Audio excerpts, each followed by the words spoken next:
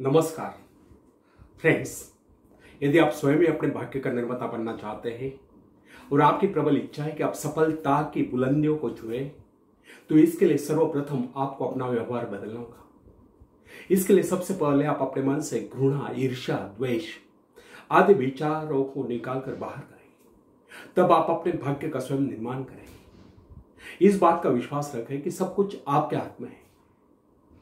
मनुष्य एकमात्र ऐसा प्राणी है जिसे प्रकृति ने सब कुछ दे रखा है। इतना ही नहीं, प्राकृतिक गुणों के अतिरिक्त यदि किसी प्राणी में कुशलता है तो वह अपने कौशल से दूसरों के गुणों को अपनाकर और भी अधिक गुण संपन्न हो सकता है। उदाहरण के लिए, हम मछली के भांति जल के जीव नहीं, लेकिन हमारे मन में उसके भांति तैरने की इच्छा जागृत हुई तो हमने तैरना सीख लिया। पक्षियों की भांति हमारी परवाज करने की इच्छा हुई तो हमने हवाई जहाज बना लिए। इस प्रकार प्रकृति ने मनुष्य को इस प्रकार बनाया है कि वह सब कुछ कर सकता है। अतः प्रकृति से प्राप्त सुविधा का लाभ हम स्वयं नहीं उठाते हैं तो हम जैसा मूर्ख भला और कौन होगा। प्रकृति ने हमें क्या नहीं दिया, उसने हमें एक ऐसी शक्ति दी, बल्कि जादुई शक्ति दी है जिससे हम सब कुछ पा सकते हैं। हाँ, यह अलग बात है कि हम उस शक्ति को पहचान नहीं पा रहे।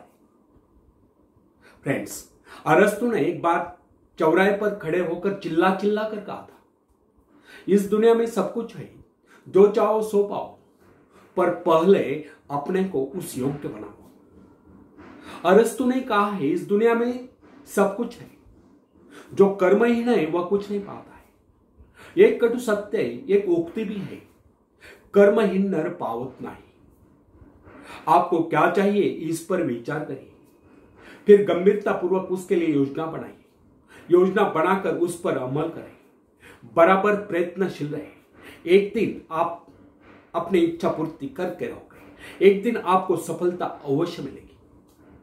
यदि हम सतत विकासमान हैं तो हमारी शक्तियां क्षीण नहीं हो सकती। जिस प्रकार घर का कूड़ा प्रतिदिन झाड़ू से साफ करना पड़ता है, उसी प्रकार मन के कूड़े को प्रतिदिन साफ करें।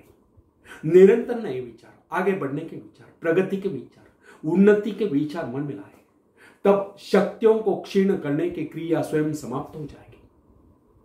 हमारे मन तथा शरीर में निरंतर विकास की क्रिया जारी रहना स्वाभाविक है। इसमें बाधा तब पड़ती है जब दूषित विचार हमारे मन पर आक्रमण करते हैं, और मन पर दूषित विचारों का आक्रमण तभी होता है जब हमारे मन में खालीपन होता है। जब तक हम अपने मन में विकास के विचार रखते हैं, तब तक अवनति के विचार नहीं आ सकते।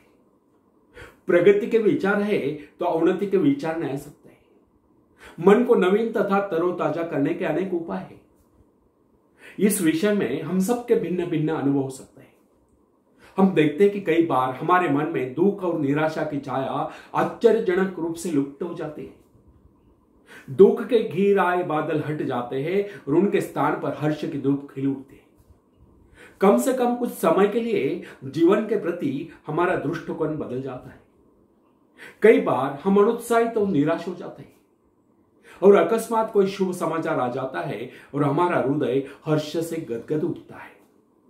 अथवा कोई हसोड़ सहृदय व्यक्ति आ जाता है और वह हमारी मनस्थिति में पूर्णतया परिवर्तन ला देता है। या कोई परम प्रिय मित्र आकर सारा वातावरण ही बदल डालता है। अथवा अचानक किसी सुंदर स्थान अथवा देश की यात्रा करने का अवसर प्राप्त हो जाता है, और उसके प्राकृतिक सौंदर्य का लेप हमारे हृदय को शीतल कर देता है।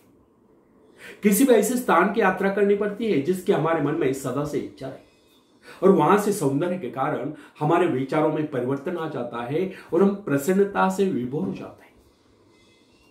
कुछ लोगों का यह विचार है कि मन बाहरी प्रभाव को ग्रहण करने में असमर्थ है और उसकी स्थिति में विशेष परिवर्तन नहीं किया जा सकता। उसके हर्ष विषाद की सीमाओं का निर्धारण भाग्य द्वारा होता है, और हम केवल इतना ही कर सकते हैं कि इसे विचारों का अंश देकर चकमा दें। परंतु यह धारणा गलत है। हमारे पास ऐसे असंख्य उदाहरण हैं जिनमें व्यक्तियों की मनोवृत्ति में आमूल परिवर्तन होता देखा गया। उनके मस्तिष्क में क्रांति होती देखी गई। बहुत से लोग जो जन्म से ही दुर्बल थे, वे व्यायाम द्वारा सबल होते देखे गए और कर्मठ होते देखे गए। ऐसे अनेक उदाहरण हमारे सम्मुख है जिनमें व्यक्ति मानसिक शक्तियों से रहित थे, किंतु प्रयत्न द्वारा उनमें भारी परिवर्तन आ गया और उनका दुर्बल व्यक्तित्व प्रबल व्यक्तित्व में परिणत हो गया। साहस का उदाहरण लीजिए। बहुत से सफल व्यक्ति पहले इस गुण से रहित थे। खतरा था कि उनका समस्त भविष्य अंधकारमय होगा, परंतु माता पिता या गुरु की शिक्षा का उन पर ऐसा प्रभाव पड़ा कि उनके जीवन की धारा ही बदल गई। इससे यह सिद्ध होता है कि मनुष्य उपदेश या शिक्षा प्राप्त करके या निरंतर अभ्यास से विचारों में क्रांति ला सकता है। फ्रेंड्स, साहस पर मनुष्य का जन्म सिद्ध अधिकार है। साहस के भाव परिपक्व होने पर वही व्यक्ति जो पहले कायर समझा जाता था, शौर्य एवं पराक्रम के कारनामे कर लोगों को चकित कर देता है। जब हम भय, संदेह, निराशा से ग्रस्त स्थिति में होते हैं, तब हम सही निर्णय नहीं कर पाते। उचित एवं ठोस निर्णय केवल उसी समय किया जा सकता है जब मस्तिष्क सही स्थिति में हो। निराशा, क्रोध, भय, ईर्ष्या, द्वेष आदि के बादलों से घिरकर अंधकारमय न हो। भय तथा चिंताग्रस्त मनस्थिति में कभी किसी महत्वपूर्ण विषय पर निर्णय नहीं करना चाहिए। जब मन निर्मल, संतुलित, शांत हो, कोई भी निर्णय उस समय करना चाहिए। उस समय जो योजनाएं बनाई जाए, केवल उन्हीं को कार्यान्वित करने का प्रयत्न कीजिए। भय, क्रोध आदि के आवेग पर मानसिक शक्तियां बिखर जाती है। उस समय मन एकाग्र न रहने के कारण निर्णय गलत होते हैं। यदि मनुष्य सही शिक्षण प्राप्त करे या मन को अभ्यास कराए, तो वह निराशा, क्रोध, ईर्ष्या, द्वेष आदि विचारों को कुछ क्षणों में अपने मन से निकालकर बाहर कर सकता है तथा प्रसन्नता का अनुभव कर सकता है। प्रसन्नता, आशा, आकांक्षा, उत्साह इन भावनाओं के आते ही मन का अंधकार दूर हो जाता है। अतः व्यक्ति को चाहिए कि वह अपने इन रचनात्मक विचारों को हर समय अपने मन में रखे। सभ्यता की प्रत्येक नई आवश्यकता मानव मस्तिष्क को नई चुनौती देती है, और जिस प्रकार जानवरों तथा मनुष्यों के शरीरों में जलवायु तथा वंश रक्षा के उद्देश्य से समय की आवश्यकता के अनुरूप लगातार सुधार होता चला गया है, उसी प्रकार आज के परिवर्तित आवश्यकता वाले संसार की मांग के अनुरूप मनुष्य को भी अपने मस्तिष्क को सुधार कर मुकाबले के लिए तैयार करना होगा। मस्तिष्क पर जिन विषयों पर सोचने का भार आ पड़ता है, उसी के अनुरूप वह अपने में परिवर्तन कर लेता है। वह नई कोशिकाओं का विकास कर लेता है, दुर्बल कोशिकाओं की मरम्मत कर लेता है तथा उन्हें मुकाबले के लिए तैयार कर लेता है।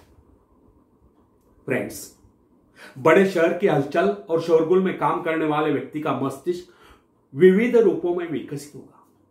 वह शीघ्र सोचेगा, तेजी से गति करेगा, संक्लिष्ट एवं विविध कार्यों में द्रुत गति से चेष्टा करेगा। शीघ्र आ पड़ने वाले विविध आपातकालीन क्रियाओं का मुकाबला करने के लिए वह तुरंत कार्यवाही करने का अभ्यस्त हो जाता है।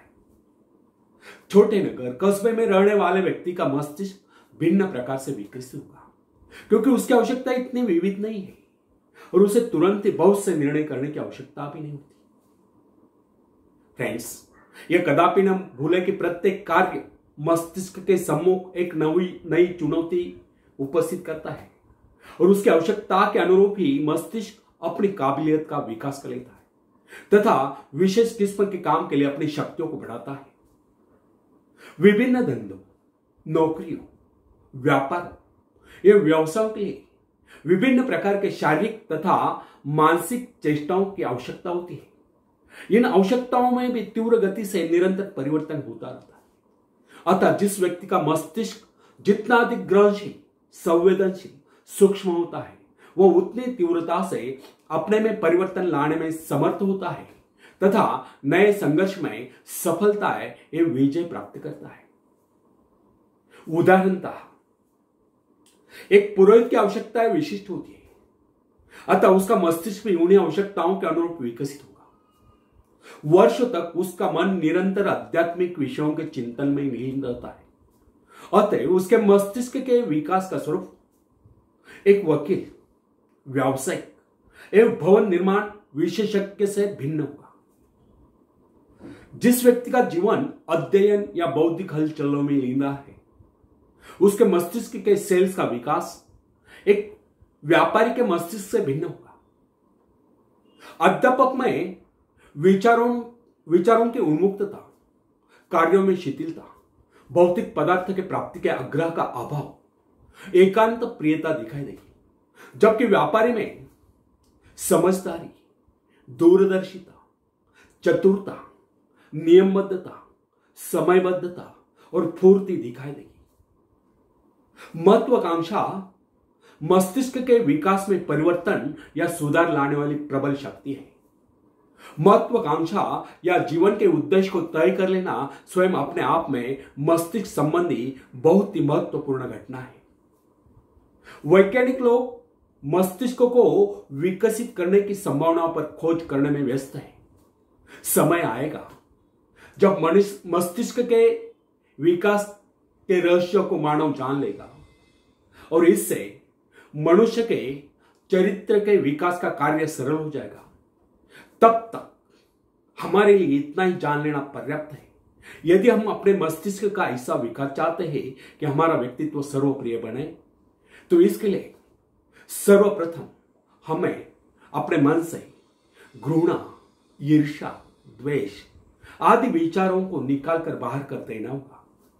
जब यह गुण हमारे भीतर नहीं हो गए, तब हम हर क्षेत्र में अपने पांव जमा सकते हैं, दुनिया जहां से सहयोग ले सकते हैं तथा सफलता की ऊंचाइयों को छू सकते हैं। आप सबका बहुत मंगल हो, शुभ हो। इसी शुभकामना के साथ बहुत आशीष और जय हिंद।